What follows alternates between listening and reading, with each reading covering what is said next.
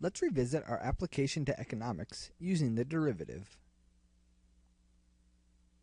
Recall the cost function C of Q, which is the cost to produce quantity Q items.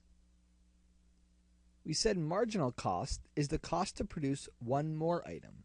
In other words, marginal cost is the rate of change of cost. Previously, we calculated marginal cost of Q as the cost to produce Q plus 1 items minus the cost to produce the first Q. This gave us the cost to produce one more. We're now going to do some algebraic manipulations to make it look more familiar.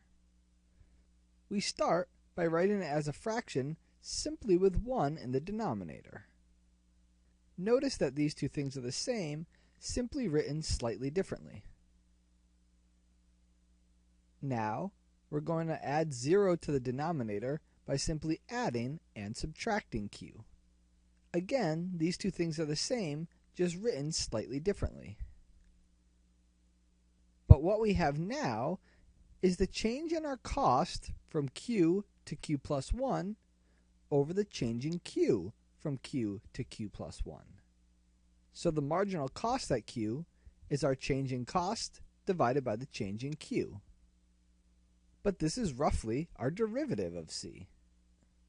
We're going to use this to improve our definition of marginal cost. Now we're going to define marginal cost at Q as a derivative of cost at Q. Similarly to cost, we define marginal revenue as the derivative of revenue and marginal profit as the derivative of profit. We can also think of this as the marginal revenue minus the marginal cost. Let's look at an example. Suppose that C of Q represents the cost to produce Q pizzas in dollars. C of 15 equals 40 means that the cost to produce 15 pizzas is $40. Suppose further that C prime of 15 equals 2. Let's find C of 16. Well, what we're looking for, C of 16, is the cost to make 16 pizzas.